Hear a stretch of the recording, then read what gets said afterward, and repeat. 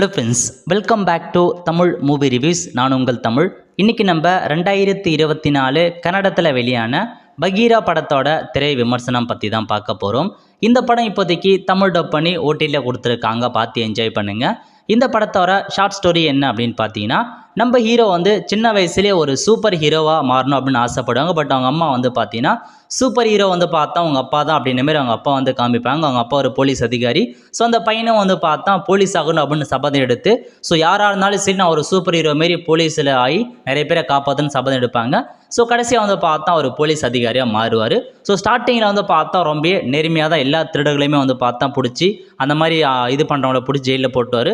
அது வந்து பார்த்தா பெரிய அதிகாரியாகட்டும் அவங்க அப்பாவுக்குமே அது வந்து பிடிக்காம போகுது. அந்த சமயத்தில் என்ன பண்ணுறாரு அப்படின்னா, அவர் ஒரு முகமுடிஞ்சு அழிஞ்சிக்கிறாரு. பகீரா அப்படின்ற மாரி முகமுடி அழிஞ்சு எல்லா கெட்டவங்களையும் வந்து பார்த்தா சாவடிக்கிறாரு. ஸோ கடைசியாக என்ன ஆச்சு, ஸோ இதான் ஒரு மொத்த கதையாக கொண்டு போயிருக்காங்க.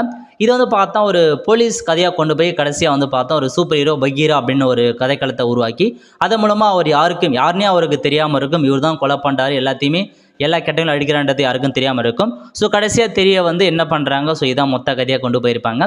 இந்த படத்தில் மெயின் வில்லன் வந்து பார்த்தா ராணா நடிச்சிருப்பார். ஸோ இந்த படத்தில் நடிச்சு கேஜிஎஃப் படத்தில் வில்லன் நடிச்சிருப்பாரு பாருங்க. ஸோ ப்ரீவியஸ் வில்லன் அவர் தான் வந்து பார்த்தா வில்லன் நடிச்சிருக்கு, நல்லா நடிச்சிருந்தார்.